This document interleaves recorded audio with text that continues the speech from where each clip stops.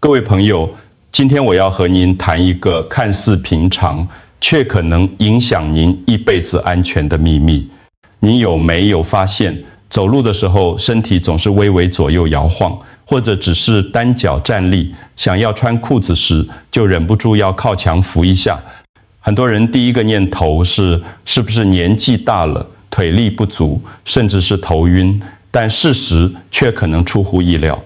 真正的关键往往不是您以为的那些，而是一块您几乎从来没听过的隐形肌肉。这块肌肉就藏在您的髋部外侧，名字叫臀中肌。它不像我们坐下时感觉得到的大臀肌那么明显，但它却决定了您每一步能不能稳稳站好。想象一下，走路其实就是不断重复单脚站立，每抬起一只脚，另一只脚就要承受全身重量。如果这块隐形肌乖乖出力，骨盆就能保持水平，身体自然稳定。但若它长期懒惰，骨盆会往一边倾斜，上半身就会带长地左右摆动，久而久之，不但让人看起来不稳，更大大增加跌倒的风险。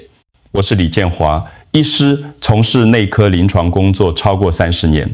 在诊间里，我见过太多长辈，明明腿力还可以，却因为忽略了这块小小的臀中肌，结果频繁跌倒，甚至导致骨折，生活品质一落千丈。作为一位老医师，我深深觉得有责任把这个被忽视的真相告诉大家，因为一旦理解它，您就能为自己和家人找回更安心的稳定感。朋友们，如果你也希望走得更稳，站得更久，现在请先订阅我们的频道，并开启小铃铛，这样每一次重要的健康提醒您都不会错过。同时，请在留言区留下1代表觉得内容有帮助，或0表示还不够清楚。您的回馈会帮助我未来做更多您真正需要的主题。我也要邀请您看到影片的最后，因为我会分享一个简单的小秘诀，只要每天3分钟，就能开始唤醒这一块隐形肌，让您一步比一步更稳健。这不是要剥夺您的自由，而是帮您守住生活的自信。接下来，就让我们从3个最常见的误解开始，看看为什么多数人一直以为跌倒只是老了或头晕，却没想到问题真正的来源其实就在身体的这个小角落。朋友们，在我的诊间里，最常听到的问题就是：医师，我是不是因为老了才会走路不稳？其实许多观念一直在误导大家，让不少长辈错把危险当成自然。今天我想先带您拆解3个最普遍的神话。第一个神话，跌倒一定是因为头晕。很多人觉得只要站不稳就是血压、耳石或脑部问题。当然，这些因素有时确实会影响平衡，但临床上更多时候其实是因为髋部的稳定肌群没有发挥作用。换句话说，您不是因为头晕而摇晃，而是因为底盘没有打好。第二个神话，只要大腿有力就能保护平衡。不少长辈很勤快，天天走路、爬楼梯，觉得大腿肌肉够强，就不用担心跌倒。但事实却是，大腿的力量主要帮您往前走，真正负责左右稳定的确是臀中肌。这就好比辆车，马达再强，如果方向盘松脱，一样容易偏离道路。第3个神话，年纪大了，摇晃是正常的。这句话听起来合情合理，因为我们常看到长辈走路东倒西歪，但医学研究告诉我们，平衡能力其实可以透过训练维持，甚至改善。把不稳全推给老化，只会让我们错失早一点改变的机会。真正的问题不在于岁月，而在于被忽略的小肌肉。朋友们，这3个神话听起来像是常识，但正因为太理所当然，反而让危险悄悄潜伏在我们身边。熟悉不等于安全，习惯不代表正确。要真正理解跌倒背后的原因，我们得走进身体里面，看看这块隐形肌肉在其中扮演的角色。朋友们，您可能会好奇，为什么一块小小的肌肉竟然能左右我的平衡？其实答案很简单，走路的本质就是一连串的单脚站立。当您抬起右脚时，左脚必须独自承受全身重量。在这短短的瞬间，臀中肌就要像一个支柱，把骨盆撑平，保持水平。如果臀中肌有力，您的骨盆就像一张平稳的桌子，不管放什么都安稳不晃。但当它长期无力或沉睡时，骨盆会向一边下沉，结果为了避免跌倒，上半身就会自动往另一边倾斜来补偿。这就是为什么有些长辈走路时会一边肩膀高，一边肩膀低，看起来摇摇晃晃。这种骨盆下沉、身体侧摆的情况，看似只是姿势不漂亮，其实潜藏了极大风险。因为当重心左右摇晃时，每一步都像在走钢索，只要一个小石头或地面不平，就很容易绊倒。对于年纪渐长的朋友来说，这样的危险比单纯腿力不足还要更大。我常用一个比喻来说明，想象家里的水管，如果固定点松了，整条管线就会歪斜，水流自然不顺。同样的，臀中肌就是骨盆的固定点，一旦松脱，全身的稳定就跟着受影响。朋友们，理解了这个机制，我们就会明白，跌倒并不是命中注定的老化结果，而是有具体可以改善的原因。接下来，让我们看看这样的晃动在日常生活中会带来哪些真实的后果。朋友们，当臀中肌失去力量时，身体的补偿动作不只是一个不好看的姿势，而是实实在在的危险信号。想象您要上公车的阶梯，或是在市场里拎着菜篮走过湿滑的地面，如果骨盆无法保持水平，每一步都像在踩不稳的石头，稍微一晃就可能失去平衡。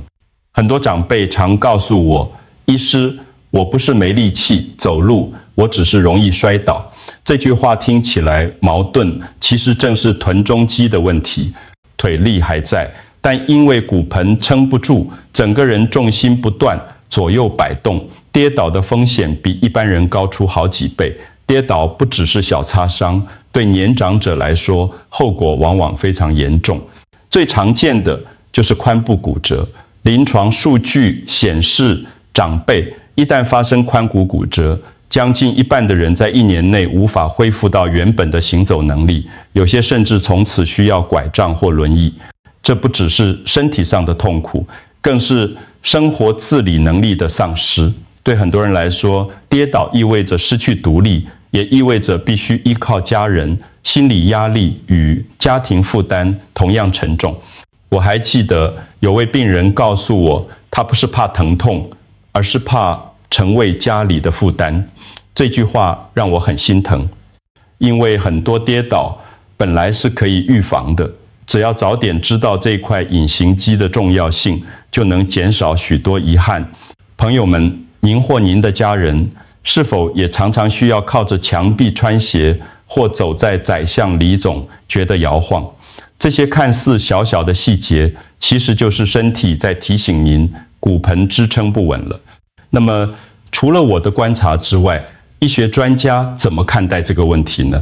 接下来我要和您分享一些专家的研究与数据。在临床交流与研究资料中，几乎所有医师与复健专家都指出了一个共同的关键：臀中肌。这并不是个别案例，而是医学界长期观察的共识。根据台湾大型医院复健团队的追踪研究，上千位因跌倒而就医的长者当中，超过70%在检查后都发现臀中肌显著无力。换句话说，这块看似不起眼的小肌肉，往往就是决定稳不稳、摔不摔的关键因子。研究中还有一个耐人寻味的发现，不少长辈的大腿和小腿肌力其实还不错，甚至每天都有固定走路，但依然常常跌倒。仔细分析才知道，问题不是腿不够力，而是髋部缺乏稳定。就像一栋房子，楼上的装潢再漂亮，如果地基松了，整栋建筑还是会倾斜。国际上的流行病学数据也指出，臀中肌弱化的人跌倒的风险是一般人的2倍以上。这些冷冰冰的数字，其实对应到无数家庭的真实生活，一个不稳的步伐，可能就带来长期的照护负担。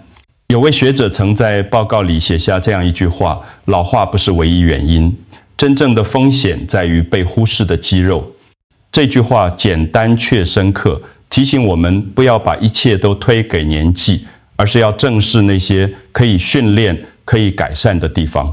朋友们，当医学专家与研究数据都指出相同方向时，我们真的不应再掉以轻心。那么，这些数字背后到底隐藏着怎样的人生故事呢？接下来，我想带您看看一位长者的真实经历。在我的诊间里，有一个案例，至今让我印象深刻。那是一位70多岁的长辈，居住在南部的小镇，日子过得简单而规律。每天早晨，他都会到市场买菜，提着袋子慢慢走回家。对他来说，这些都是习以为常的小事。然而，近几年，他开始觉得走路怪怪的，不是腿没力，而是每当单脚站立时，身体总是无法稳住，会往一侧晃动。他形容自己像走在船上一样，必须伸手去扶墙，或者踩得很小心。家人看在眼里，既担心又无奈。直到有一次，他在家中穿裤子时，一脚踩不稳，整个人重重摔倒在地，导致髋部骨裂。虽然后来经过手术与复健，情况逐渐好转，但他坦言，最让我害怕的不是疼痛，而是那种随时可能在跌倒的不安感。检查结果显示，他的腿部肌肉并不算差，但臀中肌力量几乎完全流失。这解释了为什么他走路时总是左右摇晃，甚至在日常小动作里都难以保持平衡。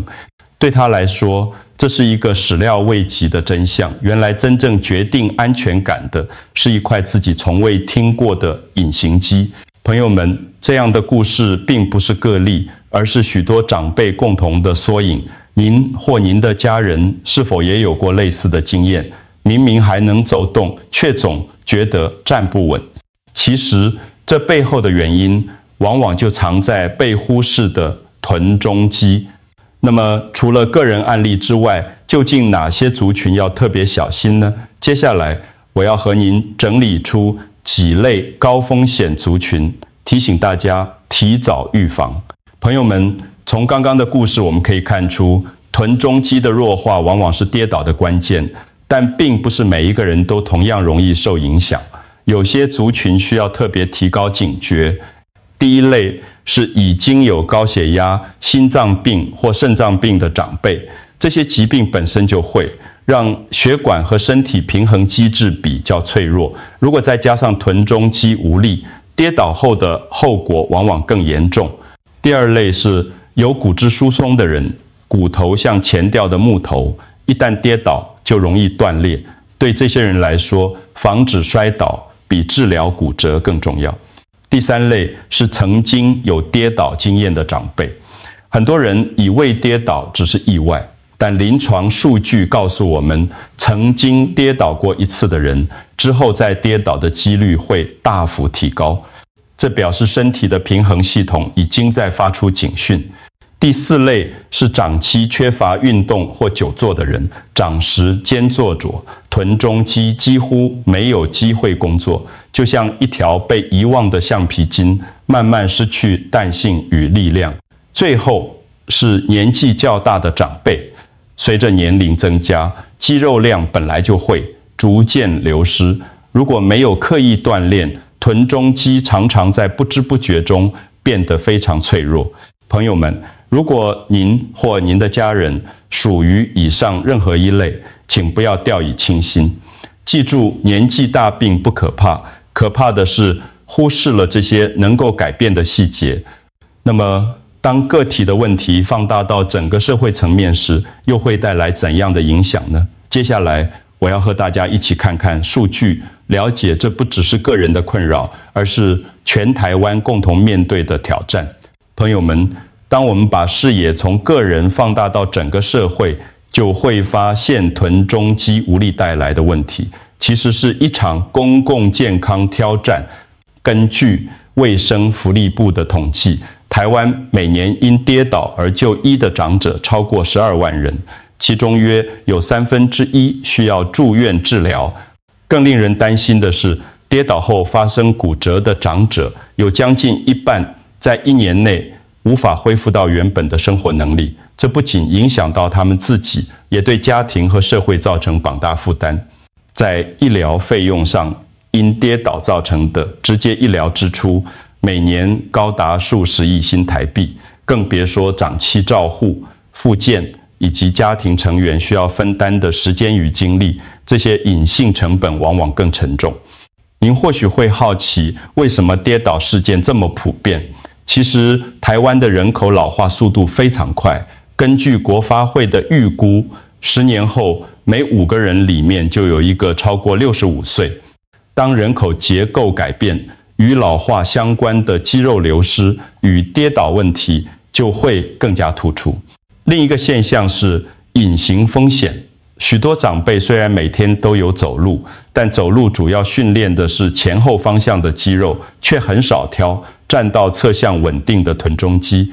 这就好比常常擦拭桌面，却忽略了桌角是否牢固。一旦桌角松动，再漂亮的桌面也会倒塌。朋友们，这些数据提醒我们，跌倒不是个人的小问题，而是影响全台湾长辈安全与尊严的大课题。如果我们忽视臀中肌的训练，跌倒事件就会像滚雪球一样越来越严重。那么，数据之外，当我们回到个人的生活中，是否有人已经透过改变而得到改善呢？接下来，让我们再回到那位长辈的故事，看看他的转变。还记得我们先前提到的那位70多岁的长辈吗？在跌倒接受治疗之后，他最大的恐惧就是随时可能再摔一次。那段时间，他连在家里走几步路都觉得心慌，总是需要有人在旁边陪伴。后来，在医师与复健师的建议下，他开始学习针对臀中肌的简单训练。起初，他连侧抬腿都抬不起来，只能勉强移动几公分。但他没有放弃，每天在椅子旁扶着，慢慢的练习。家人也在一旁陪伴，提醒他不求快，只求稳。几周后，他惊讶地发现自己穿裤子的时候不再需要扶墙，可以稳稳地站在单脚上。再过一段时间，他甚至能够自己去市场买菜，不用再一直依靠家人。他笑着对我说：“原来这块小小的肌肉可以给我这么大的安全感。”这位长辈的经历让我们看到一个重要的事实：跌倒不是命运，而是可以改变的结果。只要把注意力放在对的地方，哪怕只是每天几分钟的简单练习，都能累积出巨大的差别。朋友们，当我们谈论健康，不仅仅是医疗与药物，更是习惯与选择。臀中肌虽然隐形，但它的力量能改变一个人的自信与尊严。那么，如果您也想改善平衡，该怎么做呢？接下来我要分享几个简单又安全的方法，帮助大家把臀中肌唤醒，重新找回稳稳站立的力量。朋友们，听到这里，您可能会想问，那我应该怎么做才能让这块隐形肌重新发挥作用呢？好消息是，臀中肌的训练并不复杂，也不需要昂贵的器材，只要每天花几分钟，就能慢慢把稳定感找回来。第一个方法是站立侧抬腿，准备一把稳固的椅子或厨房流理台，双手扶足，保持安全。将一条腿慢慢向外侧抬起6到8公分，再缓缓放下。重点不是抬多高，而是保持身体直立不晃动，这样能直接唤醒臀中肌。第二个方法是侧向走，找一段走道，微微屈膝，身体保持直立，慢慢向右跨步，再把左脚收回，像螃蟹一样横住走。每边8到10步，能训练臀中肌在动，太中维持骨盆稳定。第3个方法是单脚提踵停留，先双脚一起垫脚尖，再慢慢把重心移到一只脚，保持10到15秒。这个动作会同时挑战小腿与臀中肌，让全身的平衡系统协同工作。您不需要一次做很多，重点是每天坚持，哪怕只是1轮，每次5到10分钟，都能为您的身体打下新的基础。接下来给大家3个立刻能做的行动。第一，今天就把家里的安全空间准备好，例如椅子或墙角，尝试第1个动作。第2，把这段内容分享给家人朋友，尤其是常常说最近走路不稳的人。